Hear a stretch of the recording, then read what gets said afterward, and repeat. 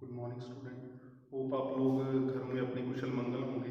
तो बेटा हमारा रेगुलर काम चल ही रहा है, चैप्टर चल रहे हैं, व्याकरण भी चल रहा है। तो आज जो मैं आपसे विषय के बारे में बात करना चाहूँगा वो एक ग्रामर का एक सामान्य सा टॉपिक है। हमने पहले भी लिया है, इसको थोड़ा सा और अच्छे तरीके से व्याख्यात करेंगे इस लेक्चर के अंदर।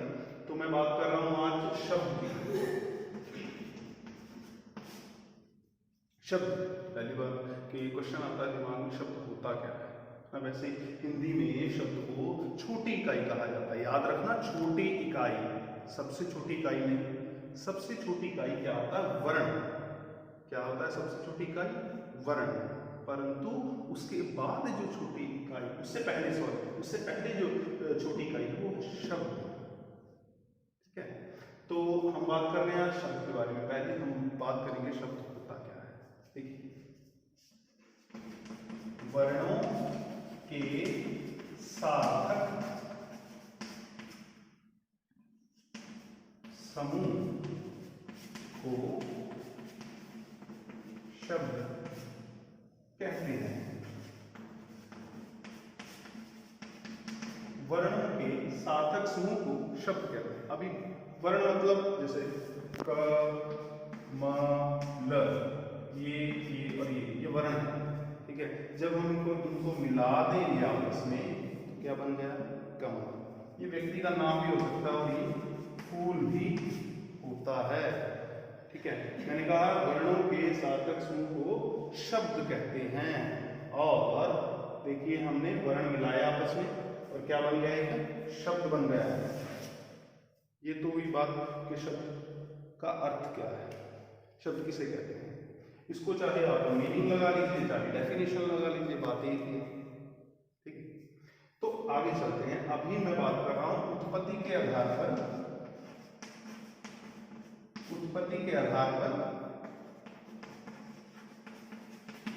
शब्द। अभी मैंने कहा कि उत्पत्ति के आधार पर शब्द मतलब उसके भेद। उत्पत्ति मतलब कि शब्द पैदा कहां से होते हैं, शब्द कहां से पैदा होते हैं। ठीक, हम इसका एक डायग्राम बना सकते हैं यहां पर। ठीक है, और इस तरीके से लोग बना सकते हैं। सबसे पहले हम देशज शब्द ले सकते हैं। देशज शब्द कौन कौन से होते हैं? देशज शब्द होते हैं बेटा जो आम बोलचाल की भाषा में देश के अंदर सामान्य रूप से बोले जाते हैं। वो किसी दूसरी भाषा से नहीं आए। ठीक है ना, उनकी उत्पत्ति बस लोगों के बोलने से ही हुई आम बोलचाल की भाषा में। जैसे कि छप्पड़, ठीक है, और पगड़ी, इस तरीके के जो शब्द हैं वो हैं देशज। ठीक है, उसके बाद हम बात करते हैं विदेशी शब्दों के बारे में।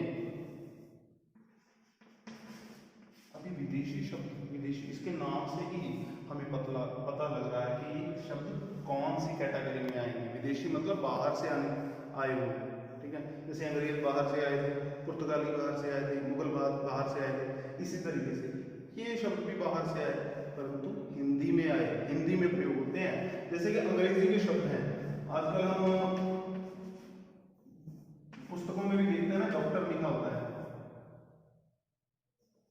डॉक्टर। ठीक है, इसी तरीके से इंजीनियर भी लिखा होता है। ठीक है, इस तरीके से अगर हम फारसी भाषा की एक बात और याद रखना इसमें कि जो पैरों में बिंदु वाले शब्द है ना, जैसे कि जमीन, जायका, फवारा, ये पैरों में बिंदु वाले सारे शब्द कौन से होते हैं? ये फारसी भाषा के शब्द हैं। ठीक है ना, इस तरीके से तुर्की भाषा के भी कई शब्द हिंदी में प्रयोग होते हैं, वो भी विदेशी शब्द। ये विदेशी शब्दों की कैटेगरी में आते हैं। ठीक है, तो इसके बाद हम चलते हैं तत्सम शब्दों की तरफ। तत्सम, देखिए कौन से शब्द हैं तत्सम शब्द होते हैं बेटा जो संस्कृत भाषा के शब्द हैं। देखिए, संस्कृत भाषा और हिंदी भाषा दोनों की माँ तो एक है। अब की बात करें तत्सम शब्द, ये संस्कृत भाषा के शब्द होते हैं और संस्कृत भाषा और हिंदी की जो लिपि है वो सेम है, मतलब देवनागरी लिपि। तो तत्सम शब्द संस्कृत भाषा के शब्द एज इट इज हिंदी में प्रयोग होते हैं, तो उनको तत्सम शब्दावली के शब्द कहते हैं हिंदी में प्रयोग होने वाले, जैसे कि नेत्र, ठीक है ना, और उसके बाद हस्त, दधी, शायद आपने सुने हो या ना सुने हो, पर परंतु ये तत्सम शब्द है, मतलब संस्कृत भाषा के शब्द हैं और हिंदी में भी प्रयोग होते हैं ये कई कई जगहों पर, ठीक है ना। अगली जो कैटेगरी हमारी वो है तद्भव। तद्भव, तद्भव शब्द कौन कौन से होते हैं? बस अगर तत्सम शब्द आ गए तो आपको तद्भव शब्द आ गए, बस ज्यादा कुछ याद करने की जरूरत है नहीं। मतलब जैसे संस्कृत के शब्द बिना किसी परिवर्तन के, बिना किसी बदलाव के, जैसे संस्कृत में यूज होते थे वैसे ही हिंदी में आ गए, परंतु तत्सम शब्दों से थोड़े बहुत चेंज के बाद, बदलाव के बाद, जब वही शब्द हिंदी में प्रयोग होते हैं तब उनको बोलते हैं तद्भव शब्द। जैसे कि नेत्र का क्या बन गया? नयन, हस्त का हाथ बन गया, और दधी का दही बन गया, ठीक है। तो इस तरीके से ये पूरा शब्द का स्ट्रक्चर था। हमने सबसे पहले किया शब्द किसे कहते हैं, वर्णों के सार्थक समूह को शब्द कहते हैं। ये देखिए फिर वर्ण मिलाए हमने और एक शब्द बन गया।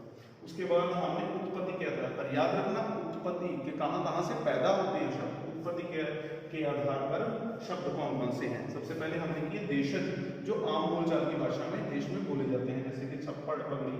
उसके बाद विदेशी, बाहर की जो भाषाएं हैं, अंग्रेजी, तुर्की, फारसी, ये सारी शब्दों जो शब्दावली है बाहर की, जब ये हिंदी में प्रयोग होती है तब उनको बोलते हैं विदेशी शब्द, ठीक है। और तत्सम शब्द संस्कृत भाषा के शब्द और उनके परिवर्तन के बाद जब वो हिंदी में प्रयोग होते हैं तब उनको तद्भव बोलते हैं। तो इस तरीके से हमें पूरा शब्द का स्ट्रक्चर